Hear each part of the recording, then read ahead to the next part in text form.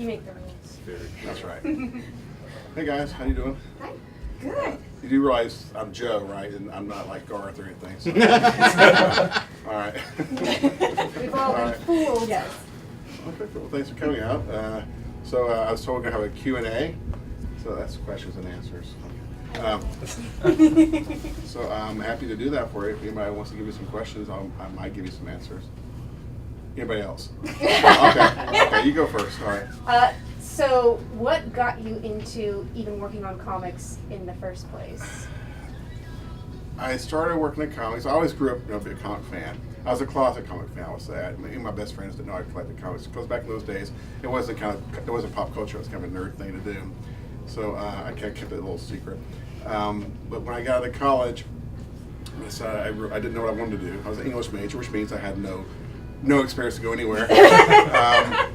I always wanted to work in comics, so I was like, well, I found out this guy who I kind of quit reading comics in college until I discovered, girls and going out and having a good time, and I needed my money for other things. So, but then towards the end of my senior year, I actually had a steady girlfriend who's now my wife, and his mom here, and so I thought it was okay to start reading comics again because it was okay.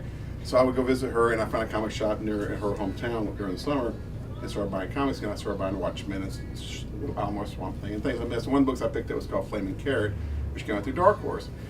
And I noticed that Bob, he has columns in the back of his comics, and he lived in Atlanta. I went to the University of Georgia. He went to the University of Georgia, I found out. But what I noticed most all about Bob is that he used assistants to give him credit in the comics themselves. So of course, you always want to have your name in comics, right, in the credit. So I became a big fan, and I just wrote him a letter. I said, look, I just graduated college. I don't know what I want to do, but I do know I want to work in comics. Right now I'm working as a door-to-door salesman for the art print company, whatever, and I was doing little mail modeling or whatever. But so I said, I'm not your typical guy, but I'd like to come learn from you. So you use assistants, so I can come learn from you, and I'll do it for free, as an intern or whatever. And to my surprise, about 3 weeks later, he called me up and told me to come meet him at his house, and then offered me a job on the spot, and actually paid me, so it was even better. And of course, some of that payment meant cutting his grass and running the store for him, whatever. But at the same time, I learned the industry, how it operated from his point of view, and I started making friends with his friends, which were like the Brian Bollins and the Dave Sims and the Alan Moores and all these people I met through Bob. And so that's how I got into comics. I was working as a little lowly assistant, and I wanted to be an artist, and I quickly realized I was not going to be an artist because I wasn't good enough. I didn't have the patience for it because I was really slow, and if you want to be a professional artist, you have to be, not only have to be good and be able to tell a story, you have to be relatively fast, and that was never going to be me. So I said, okay, I'll be a writer instead. So I worked with Bob probably about 3 years, I guess, 89 to 92. That ages me a little bit for you guys. And then I ended up being an artist in a small convention in North Carolina. Between me and him, we put a book together.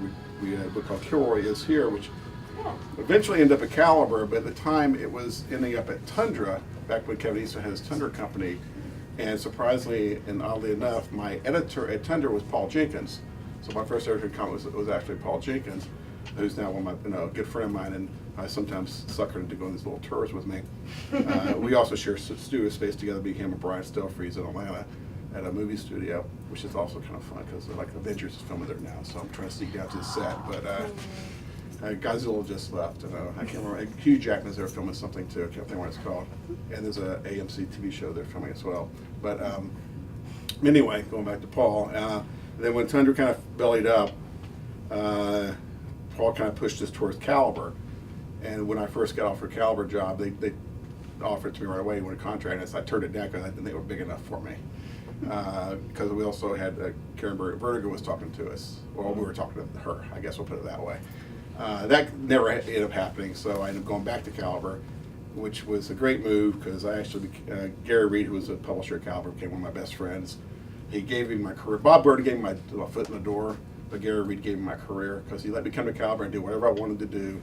I started Kilroy up, and I was waiting for my flaky artist to keep flaking out on me. I decided to become an editor, and I started a book called Negative Burn at Caliber. And the next thing I know, I'm the creative director for Caliber, and I started making it where a company, you didn't start your career and moved on. You, as a company, I went out and started recruiting the Mobiuses, the Alan Moores, the Neil Gaimans, and people, and the Garth Ennises to come do their personal projects at Caliber. Go make your money elsewhere and just have fun with us. And so I did that for a few years. I guess when I started there in '92. I left Caliber '98, worked a little bit more after that, and then ended up somehow working in the X-Men office as a writer. It was kind of funny because I think I was Caliber. I came out with, it was me and Brian Bendis and David Mack and Phil Hester and a couple other guys, and like Mike Perkins. And there was some newspaper article or some article in some magazine in England that said Marvel was like headhunting independent creators, and they mentioned the five of us by name, and Andrew Robinson, who was doing Dusty Star with it at Image at the time. And so we got together and said, well, who is this editor at Marvel, unnamed source, who wants us to come work for them? And nobody knew who it was, so we guessed it was one particular editor at the X-Men office, and I reached out to him, and it wasn't him. But he said, send me your stuff anyway, let me look at it, and then the next thing I know, I'm writing X-Men comics. So very lucky that way, and I did that for a few years again, and then realized that what I kind of missed doing was work with my friends on letting them do their personal projects. So I kind of started a company called Desperado Publishing, which I partnered with Image Comics for a couple of years, did myself for a couple of years, and then partnered with IDW for like about 5 or so, and started doing comics and graphic novels, and then I eventually ended up being just an art book line. I did a bunch of highest award-winning art book line with Brian Ballman and Amanda Connor, a bunch of other people, because that was one thing that was making money at the time. So I had to do that. And then after losing my shirt in that company, decided to kind of take a couple years off.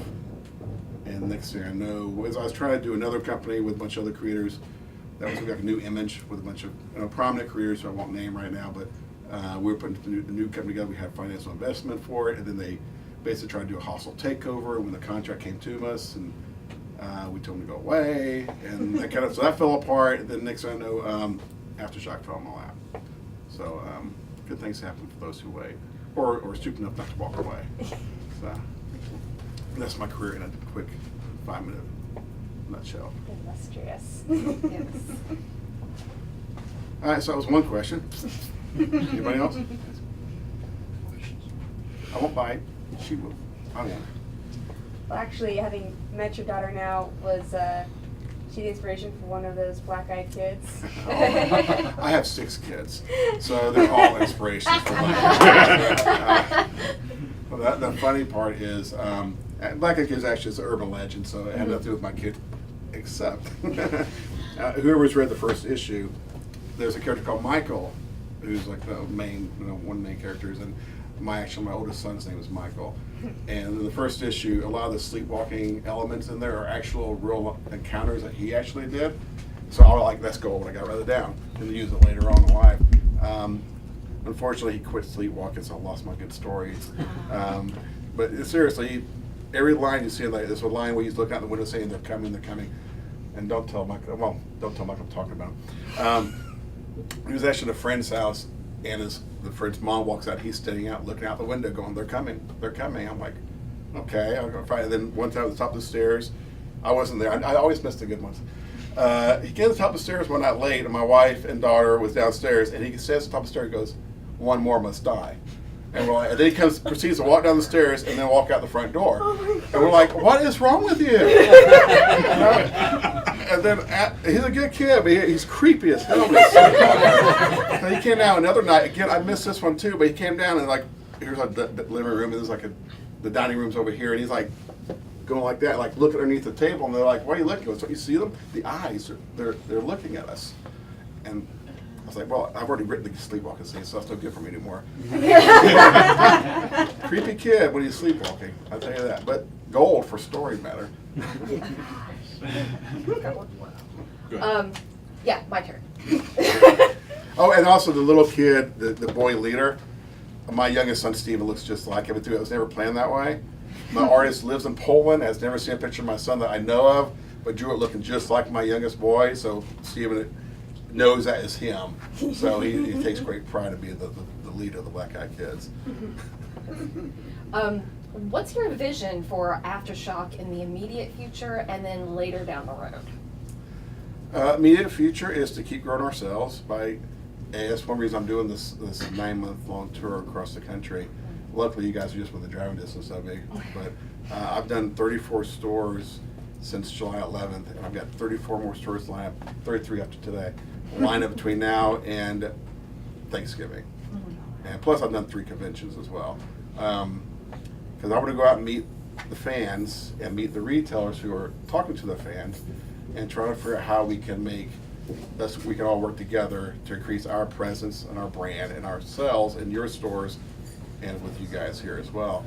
So that immediate feature is just keep growing with baby steps. By every 6 to 8 months, we have a bump, a pretty good bump. It's like bump, bump, bump. And so I don't want to wait 6 to 8 months for the next month. I want to wait 3 months and try to get it again. So that's one reason I'm willing to. I'm not doing this as part of my job. I'm doing this in addition to my job. So all my travel, I'm back in my hotel room until 3 a.m. working on my day stuff and doing this during the day. And like I just did like Boston, I did 9 stores in 5 days. And where am I at next? I'm in Houston this weekend, and then I'm in Orlando, Tampa, Jacksonville next week, and then I'm in Milwaukee with Garth next week, but also Birmingham and Greenville, and then I'm in the DC, greater DC area for like 8 stores the next week, and then I'm in Denver, and then I'm in San Francisco the first week of December. I'm trying to do another week out on the West Coast since I'm out there already. But that's how we're going to grow. So in the future, though, I'm taking over the world. That's what we plan on doing. I like it. Now we are a comic book company first, but I will say